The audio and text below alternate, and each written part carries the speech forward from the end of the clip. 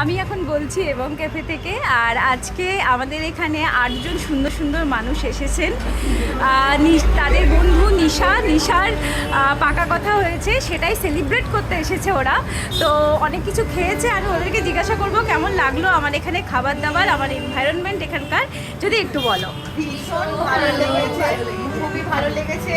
এখানকার মাছের কচুরিটা সবচেয়ে best, plus pan fry chilli chicken হ্যাঁ, খুব জ্বালাচ্ছি এসে তখন ধরে দিয়ে সব দিক যাচ্ছে না আমি খুব এনজয় করছি, মানে তোমাদের এত সুন্দর গ্রুপটা দেখে আমি খুব এনজয় করছি। কিন্তু সবচেয়ে ভালো কথা এখানকার খাবার কোয়ালিটি সত্যি খুবই ভালো।